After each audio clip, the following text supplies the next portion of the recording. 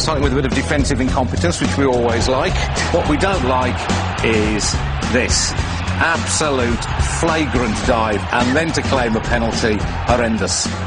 A bit of the same going on from Pedersen, who jumps a shadow here too. And this season there was so much about it, even the refs were getting involved.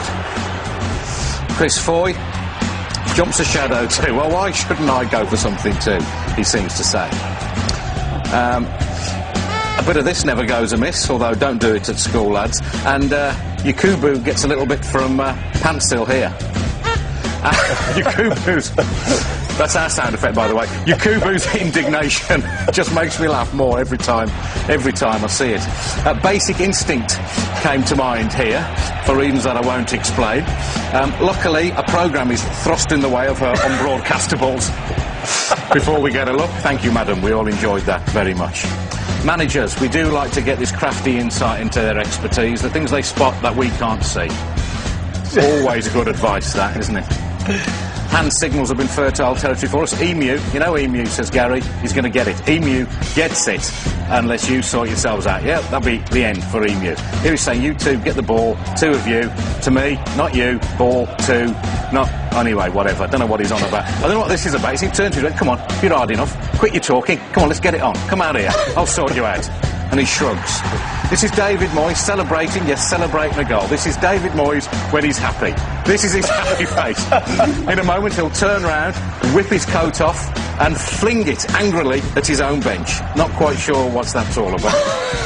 Here's a metaphor for Man City's whole season. The manager stands up, the chair flits back, and he nearly ends up on his ARSE, but just about saves himself, as he has done till the end of the season.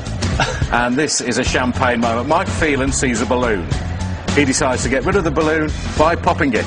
The biggest shock of Fergie's season. Mike, I'd be careful if I was you.